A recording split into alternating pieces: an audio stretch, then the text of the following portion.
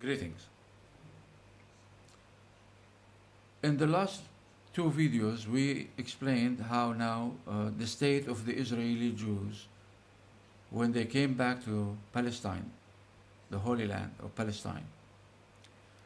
And now they are worried about building a temple for God and hoping that God will not get so angry because they came back against his wish with the help of a pagan uh, king named Cyrus, Persian king named Cyrus.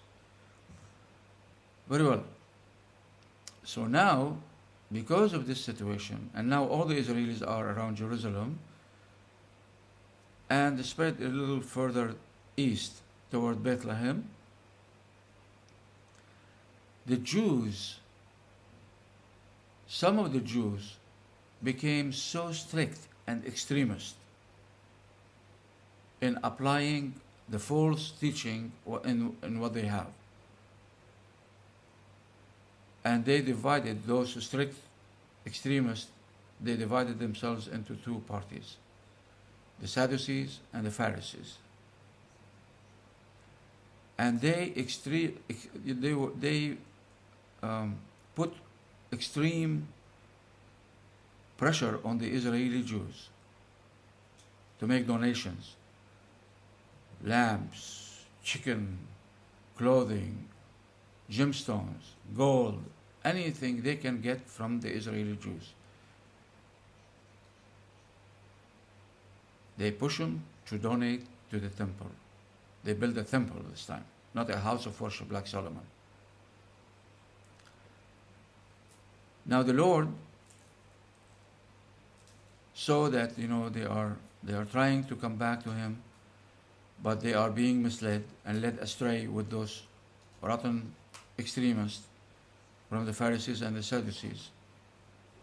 And the taxation was so high from the temple and from. Let me backtrack.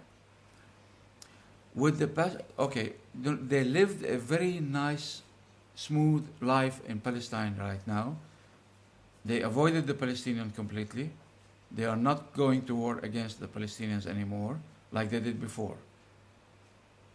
Now they are constructing a society, a nation with a land that they want to live in peace and to keep a low profile so that God will not get angry with them again. But this lasted for a short period of time. Then things had a spin, a turn. Remember in the past, Assyria first, Babylon defeated, and then became Babylon, and then Persia next, and defeated Babylon. Now there is another player. He came to the ground, named Rome. And Rome wanted the Syrian province. It was a big province, what is today Syria, Lebanon, and Jordan and Palestine. It was one country. They call it the Syrian province. So they had to fight Persia to get their hand on this land, which will connect them to African geography. Egypt and all of Africa, north side, a thin line. This was their plan, to be around the Mediterranean, all over from Europe and down south and on the east side.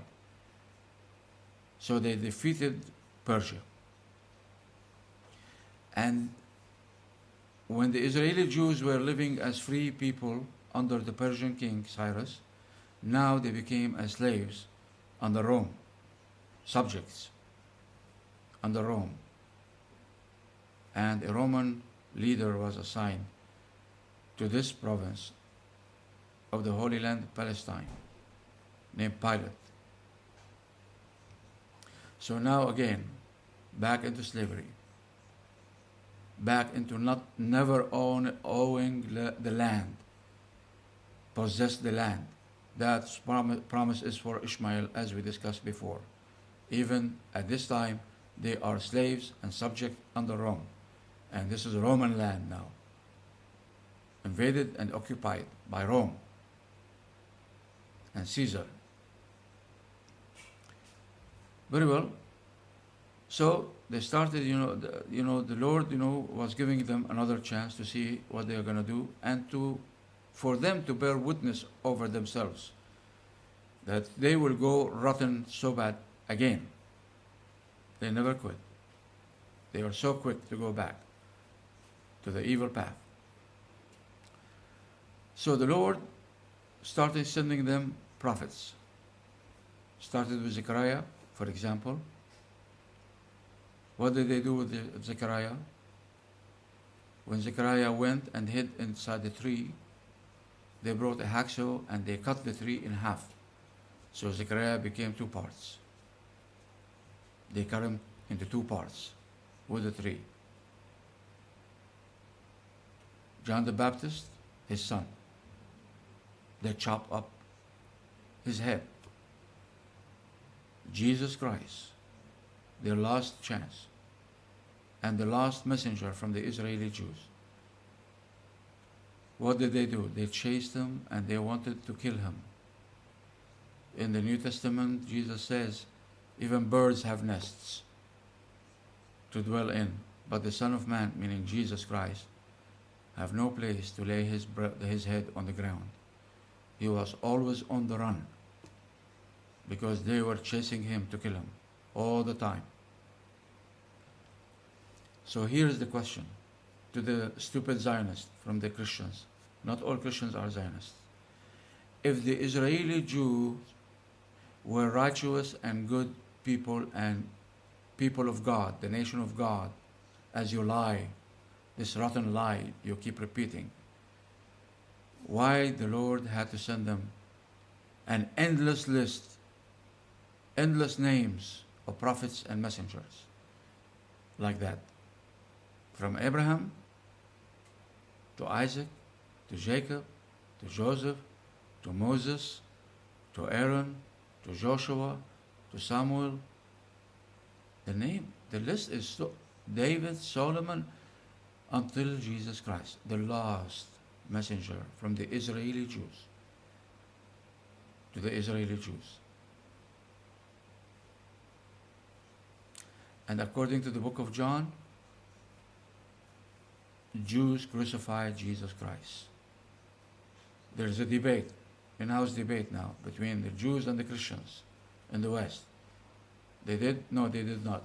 Well, go to the book of John and read it. Pilate, after washing his hands and say, I'm innocent from this innocent blood, he gave him the man, and he said, do as you wish. So they took him to crucify him. So according to the book, in their hands, in the Zionist, rotten Zionist hand as well, it says in the book of John that they crucified Jesus Christ. The Jews crucified Jesus Christ and killed him. And then the next day, they went to Pilate begging and saying, this man, this liar, blasphemous, he said he's going to come back to life, so we want some guards. And ignorant, among the Christians, they say, we have the cross, we have the guards. No, you don't. No, you don't have anything. Those are all lies. The guards did not come from the first minute on Friday night, preparation for the Sabbath. They did not come in the morning on the Sabbath. They came at noon. The Jews going back and forth between Pilate and Herod, the king of the Jews, until finally Pilate says, go ahead, send them some soldiers to guard the cave. Noontime. No, you didn't have any witnesses. Stop lying like that. Read the book. You need to be educated one more time. Very well. So, they are back to be rotten, killing the prophets like they did before. We discussed that before. Trying to kill Jesus Christ. And according to John, they did. They did crucify him. Jews crucified him. Muslims say no. They don't agree with that. So that's a big debate between Muslim, Christians, and Jews. Were the Jews responsible for killing Jesus Christ, or they were not? Muslims stand by the side of the Jews on this issue. So, anyway, let's continue this next time. Take care.